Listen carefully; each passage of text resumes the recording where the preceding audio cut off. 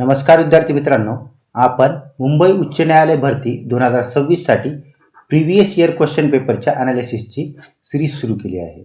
यापूर्वी आपण एकूण 8 पार्ट अपलोड केले आहेत आणि आजचा 9वा पार्ट आहे. या पार्टमध्ये आपण 7/5/2025 रोजी झालेल्या एक्झाममधील क्वेश्चन पेपर पाहणार आहोत. शिफ्ट आहे 9 ते 11 ची. त्यामधील विभाग 1 मराठी. पहिला प्रश्न, पुढील वाक्याचे केवल वाक्य करा. माझा मुलगा चहा पितो, मला ते आवडत नाही. आता केवल वाक्य म्हणल्यास त्याच्यात कोणतेही उभय आणि अव्यय असायला नाही पाहिजे. तर पहिलं वाक्य पाहूया. माझ्या मुलाने चहा प्यायला नको. आता हे नकारार्थी आहे, नको शब्द, त्यामुळे हे होणार नाही. सर्व मुलांनी चहा प्यायला नको, इथं पण नकारार्थी आहे, हे पण नाही होणार. काय माझा मुलगा चहा पितो, प्रश्नार्थक आहे, म्हणजे हे पण होणार नाही. आता एक राहिला, माझ्या मुलाचे चहा पिणे मला आवडत नाही. तर हे काय आपलं केवल वाक्य. ऑप्शन क्रमांक 2 इथं करेक्ट आन्सर आहे. दुसरा प्रश्न, मला माहीत आहे की तू तिथे होतास, या वाक्यरचनेचा प्रकार सांगा. केवल वाक्य, मिश्र वाक्य, संयुक्त वाक्य आणि स्वार्थी वाक्य. आता की हे उभयान्वी अव्यय वापरला आहे आणि हे उभयान्वी अव्यय मिश्र वाक्य तयार करण्यासाठी वापरलं जातं. केवल वाक्यामध्ये तर कोणतेही उभयान्वी अव्यय नसतेच आणि संयुक्त वाक्यामध्ये कोणते उभयान्वी अव्यय असतात असं विचारल्यास तर त्यामध्ये आणि, व, किंवा, किंतु, परंतु, म्हणून, सबब, यास्तव इत्यादी प्रकारची उभयान्वी अव्यय ही संयुक्त वाक्यामध्ये वापरली जातात. त्यानंतर तिसरा प्रश्न, भयभीत या शब्दाचा अर्थ सांगा. भयभीत म्हणजे दिवाभीत.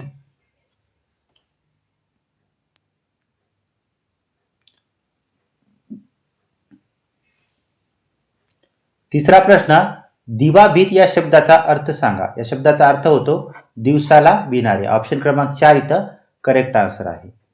चौथा प्रश्न, गाजर पारखी या अलंकारिक शब्दासाठी योग्य असलेला पर्याय निवडा. गाजर पारखी म्हणजेच चांगल्याची पारख नसलेला व्यक्ती. ऑप्शन क्रमांक 4 हे करेक्ट आहे.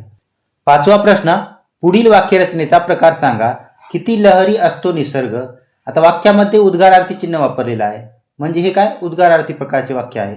ऑप्शन क्रमांक 4 इथं करेक्ट आन्सर आहे आपलं. पुढचा प्रश्न पाहूया. मुसळ देवता या शब्दाचा उचित अर्थ काय. तर मुसळ देवता याचा अर्थ होतो आडदांड स्त्री. ऑप्शन क्रमांक 1 इथं करेक्ट आहे. सातवा प्रश्न, अकबरी प्रथा या अलंकारिक शब्दाचा अर्थ सांगा. अकबरी प्रथा म्हणजे त्याचा अर्थ होतो चांगली प्रथा. ऑप्शन क्रमांक 3 आपलं करेक्ट आन्सर आहे. त्यानंतर मराठीचा विभाग 2. विभाग 2 मध्ये एकूण 6 प्रश्न विचारण्यात आले आहेत. पहिला प्रश्न, खालील शब्दाचा समास ओळखा. निरोगी याचा अर्थ होतो नाही रोग ज्याच्यात असा तो, म्हणजे रोग नसलेला.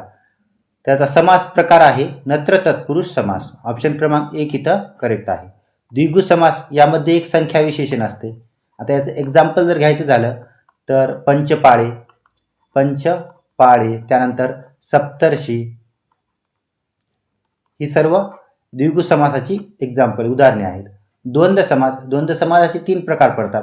एक आहे इतरेतर द्वंद्व, त्यानंतर आहे वैकल्पिक द्वंद्व आणि त्यानंतर समाहार द्वंद्व. इतरेतर द्वंद्व म्हणजे आई वडील, बहीण भाऊ, पती पत्नी अशा प्रकारचे शब्द येतात.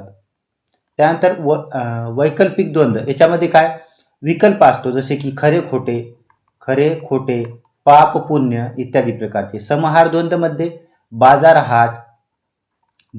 हाट, चहा पाणी या प्रकारची शब्द येतात. त्यानंतर कर्मधारण्यामध्ये संख्या विशेषण असते. याचं एक्झाम्पल जर द्यायचं झालं तर नीलकमल म्हणजे काय पहिले संख्या विशेषण आहे नीळ, म्हणजे निळे असे कमळ. दुसरा प्रश्न, खालील वाक्याचा प्रयोग ओळखा. अशोक क्रिकेट खेळतो. आता प्रयोग कसा ओळखतो आपण, प्रत्ययावरून. जर वाक्यामध्ये कशालाही प्रत्यय नसेल तर तो असतो कर्तरी प्रयोग. आता इथं अशोक कर्ता आहे, कर्त्याला प्रत्यय नाही आहे. कर्म क्रिकेट, कर्माला पण प्रत्यय नाही आहे, म्हणजे हा होणार सकर्मक कर्तरी प्रयोग. ऑप्शन क्रमांक 1 इथं करेक्ट आहे. शार्दूल या शब्दाचा समानार्थी शब्द खालील पर्यायातून सांगा. शार्दूलचा समानार्थी आहे मृगराज. ऑप्शन क्रमांक 1 करेक्ट आहे. तो काय कर्म करीजे लघु लेकराने या वाक्याचा प्रयोग सांगा. आता हे कसं संस्कृत सारखं वाक्य आहे तेव्हा प्रयोग होतो पुराण कर्मणी प्रयोग. ऑप्शन क्रमांक 3 इथं करेक्ट आहे. निर्दालन या शब्दाचा समानार्थी शब्द असलेला पर्याय निवडा. निर्दालन म्हणजेच विध्वंस. ऑप्शन क्रमांक 4 इथं करेक्ट आहे. पक्वान्न या शब्दाचा समास सांगा. म्हणजे पक्व असे अन्न, तर हा आहे कर्मधारण्य समास. तर पहिले पद संख्या विशेषण आहे. द्विगु समासामध्ये आपण आताच पाहिलं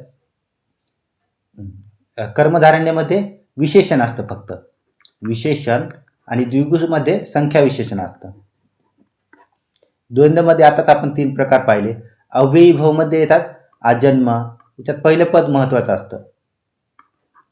त्यानंतर आमरण, अशा प्रकारचे जे शब्द आहेत ते अव्ययी भाव समासाची उदाहरणे आहेत. आता मराठीचा विभाग 3 यामधील पहिला प्रश्न, रणशूर या शब्दाचा विरुद्धार्थी शब्द कोणता. आता याचा विरुद्धार्थी विचारलाय, तर रणशूरचा विरुद्धार्थी होईल रणभीरू. ऑप्शन क्रमांक 4 हे करेक्ट आहे. खालील शब्दाचा विरुद्धार्थी शब्द सांगा. संघ. संघ या शब्दाचा विरुद्धार्थी शब्द आहे असंघ. ऑप्शन क्रमांक 4 हे करेक्ट आहे. पुढे दिलेल्या शब्दाचा अर्थ काय. हकनाक या शब्दाचा अर्थ आपल्याला विचारलाय विनाकारण. ऑप्शन क्रमांक 4 हे करेक्ट आहे. चौथा प्रश्न, खालील पर्यायातील विरुद्धार्थी शब्द असलेली जोडी ओळखा. आता सावध, जागरूक दोन्ही पण समानार्थी शब्द आहेत, त्यामुळे हे होणार नाही. अनुजचा अग्रज, आता हे विरुद्धार्थी शब्द आहेत दोन्ही पण. ऑप्शन क्रमांक 2 आपलं करेक्ट आहे. रसिक, मर्मध्य हे पण दोन्ही समानार्थी शब्द आहेत. पाचवा प्रश्न, पुढील शब्दाचा विरुद्धार्थी शब्द सांगा. क्लैब्य याचा विरुद्धार्थी शब्द आहे पौरुषत्व. ऑप्शन क्रमांक 3 हे करेक्ट आहे. पुढे दिलेल्या शब्दाचा समानार्थी शब्द सांगा. हिरण्यगर्भ. हिरण्यगर्भ याचा समानार्थी आहे सूर्य. ऑप्शन क्रमांक 4 हे करेक्ट आन्सर आहे. आता रत्नाकर. रत्नाकर म्हणजेच समुद्र. समुद्राला रत्नाकर असे सुद्धा म्हटले जाते. त्यानंतर पवनसूत, हनुमानला पवनसूत म्हटलात. विभाग 4 त्यामधील पहिला प्रश्न, खालील म्हणीचा अर्थ सांगा. तू दळ माझे आणि मी दळीन गावच्या पाटलाचे. याचा अर्थ होतो आपले काम सोडून दुसऱ्याचे काम करण्यास जाणे. ऑप्शन क्रमांक 4 हे करेक्ट आहे. दुसरा प्रश्न, वाक्यप्रचाराची योग्य जोडी ओळखा. राशीस लागणे म्हणजे फजिती करणे, रान उठवणे मस्तिक येणे, रेवडी उडवणे विपुलता येणे, रेषा उमटणे म्हणजे भाग्यवान होणे. ऑप्शन क्रमांक 4 हे आपलं करेक्ट आन्सर आहे. आता वरील म्हणीचे अर्थ काय आहेत ते पाहूया आपण. राशीस लागणे या म्हणीचा अर्थ होतो छळणे किंवा पाठीस लागणे. रान उडवणे या म्हणीचा अर्थ होतो एखाद्या विषयावर मोठी खळबळ माजवून लोकांना जागे करणे. आणि रेवडी उडवणे याचा अर्थ होतो फजिती करणे किंवा थट्टा करणे. त्यानंतर तिसरा प्रश्न, पुढे दिलेल्या म्हणीचा अर्थ सांगा. काकडीची चोरी आणि फाशीची शिक्षा याचा अर्थ होतो लहान गुन्ह्याला मोठी सजा. ऑप्शन क्रमांक 1 आपलं इथं करेक्ट आन्सर आहे. त्यानंतर कॉम्प्रिहेन्शनवरती प्रश्न विचारले आहेत. आपल्याला उतारा वाचून त्यावरतील प्रश्न सोडवायचे आहेत. आता तुम्ही व्हिडिओला पॉज करून उतारा वाचून घ्या. नंतर तुम्हाला याचे जे उत्तर आहेत ते कमेंट बॉक्समध्ये टाकायचे आहेत.